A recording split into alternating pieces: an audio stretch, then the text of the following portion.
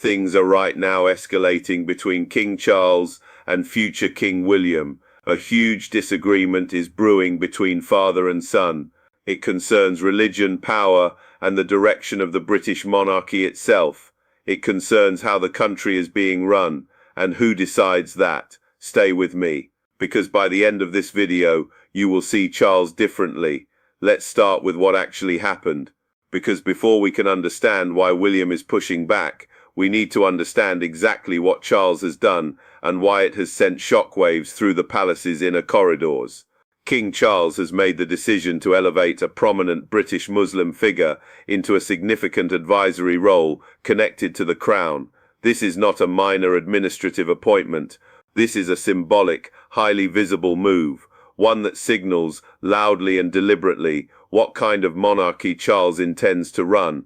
The figure in question is Sir Afzal Khan, a former Member of Parliament, a former Assistant General Secretary of the Muslim Council of Britain, and a man with deep roots in British Muslim civic life. But here is where it gets complicated. Sir Afzal Khan is not simply a respected community figure. He has a history of taking positions on deeply divisive geopolitical issues, positions that place him firmly on one side of debates that the British monarchy has, for centuries, been required to stay completely silent on. The monarchy operates on one foundational principle above all others: neutrality. It does not take sides. It does not signal political allegiance. It does not wade into religious or geopolitical conflict. But by elevating Sir Afzal Khan, a man whose public record includes vocal advocacy on issues including Palestinian statehood, Islamophobia legislation, Charles is doing something the palace rarely does. He is sending a message. Think about that for a moment. A reigning British monarch deliberately and publicly associating the crown with a figure whose political positions are anything but neutral. Sources close to the palace suggest this decision did not emerge overnight.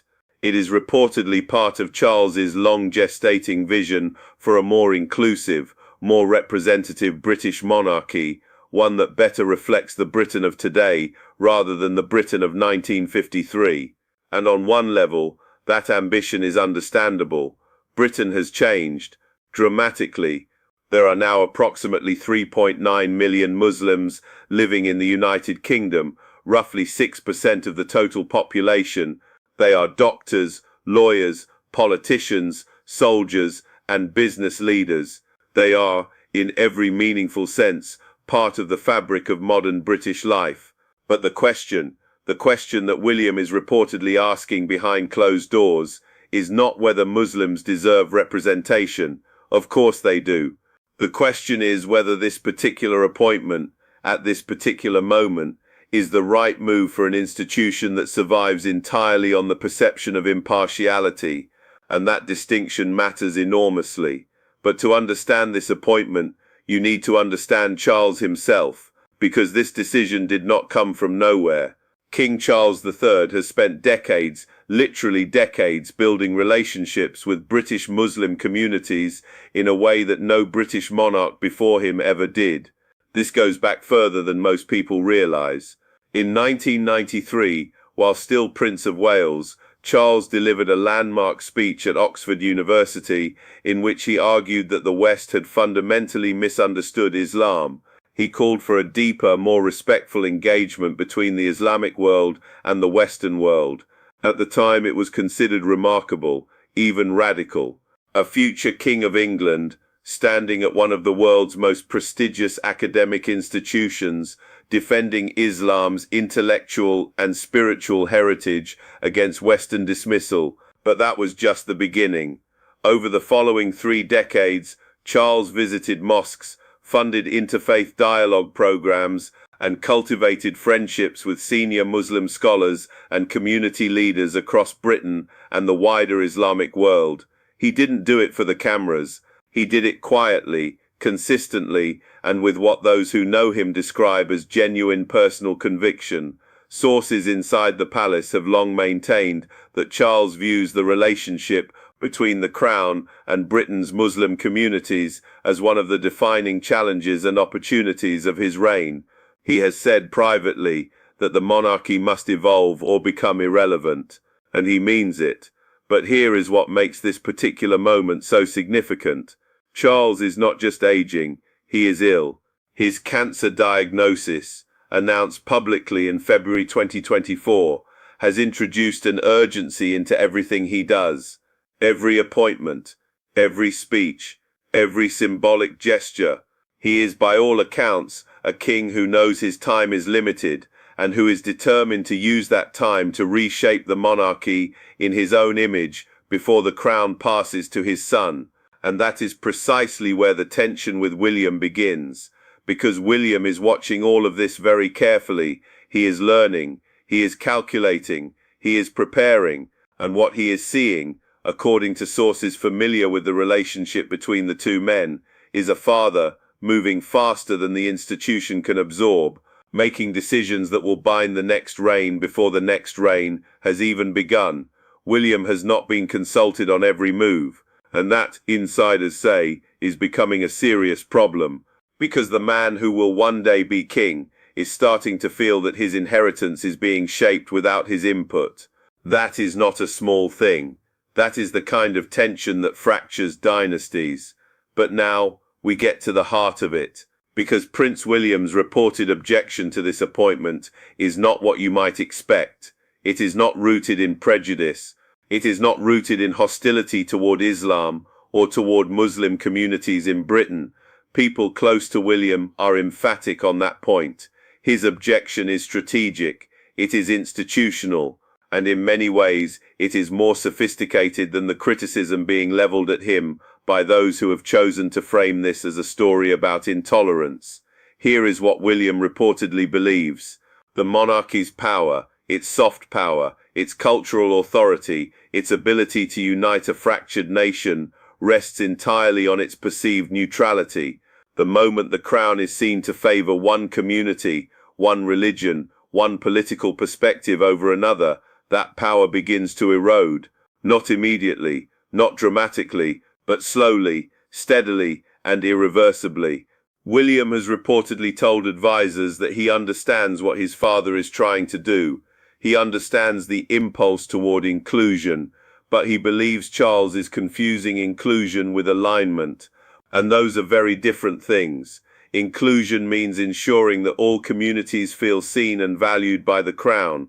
Alignment means attaching the crown's credibility to the specific political positions of a specific individual, and Sir Afzal Khan, whatever his many qualities, comes with a political record, a vocal one that a significant portion of the British public and the British press will not view as neutral. But then there is another layer to William's concern, one that goes beyond political optics. Sources suggest that William is acutely aware of the current mood in Britain. The country is navigating an extraordinarily sensitive period in its cultural and political history. Debates around immigration, integration, religious identity, and national cohesion are not theoretical. They are live, raw, and deeply felt across every part of British society.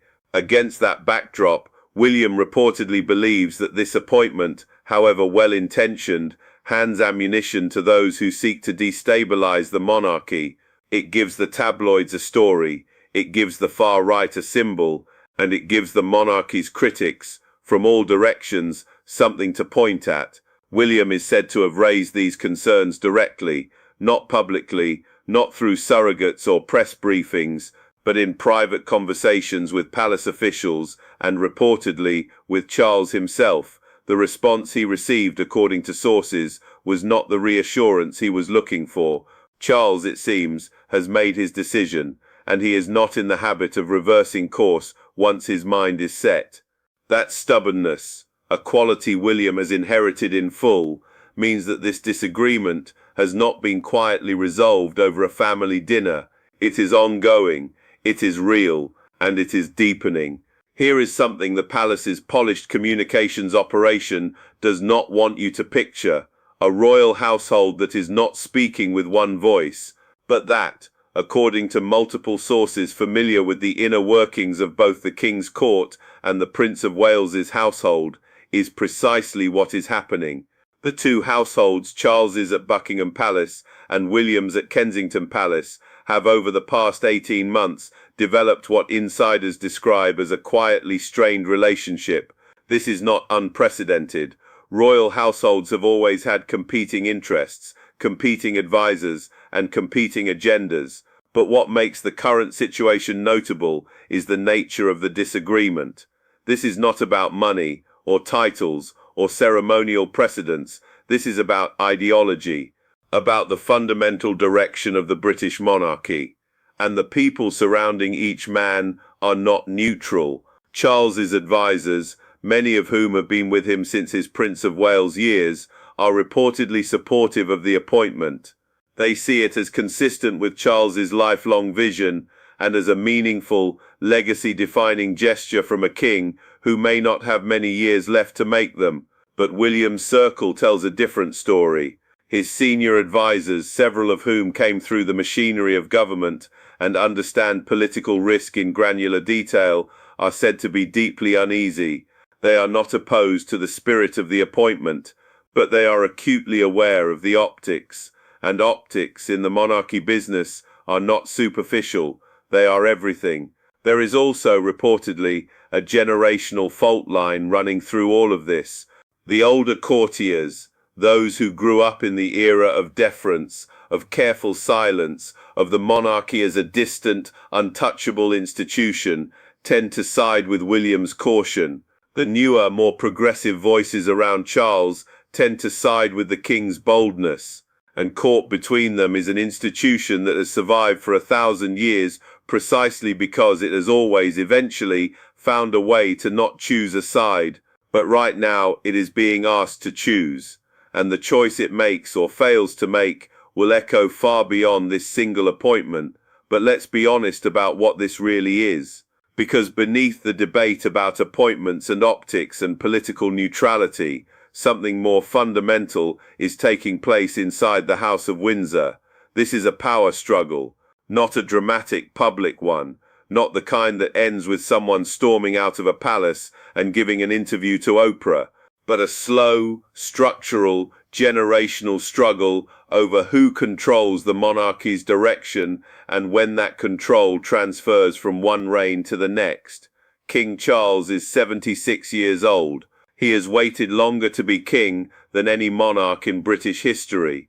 He spent decades, his entire adult life, preparing, watching, and waiting. And now that the crown is finally his, he is not interested in governing by committee. He has a vision, he has convictions, and he intends to act on them. But Prince William is 32 years away from Charles's current age. He is fit, focused, and increasingly confident in his own judgment. He has spent years quietly building his own agenda, centered on mental health, environmental sustainability, and his Earthshot Prize initiative. He knows what kind of king he wants to be, and it is not necessarily the same kind of king his father is. Sources say the tension between the two men is not hostile. There is love there. There is genuine mutual respect. But there is also a very clear disagreement about pace, about risk, and about who gets to define the monarchy's identity in this critical transitional period. Charles, reportedly, views his reign as a transformational moment, a once-in-a-generation opportunity to modernize the crown in ways his mother never could or would. William, reportedly, views his father's urgency with a mixture of admiration and alarm. He admires the conviction, but he is alarmed by the speed. And he is particularly alarmed by decisions like this appointment that he believes could create problems he will spend years cleaning up. Because here is the uncomfortable truth that sits at the center of all of this. Every decision Charles makes today becomes William's inheritance tomorrow. Every controversy Charles generates, William will be expected to navigate. Every appointment Charles makes, William will be expected to either honor or quietly reverse. And William, sources suggest, is beginning to feel the weight of that. He is beginning to push back, not loudly, not publicly, but firmly. And that is new, that is significant. and that is something the palace has not had to manage in a very long time.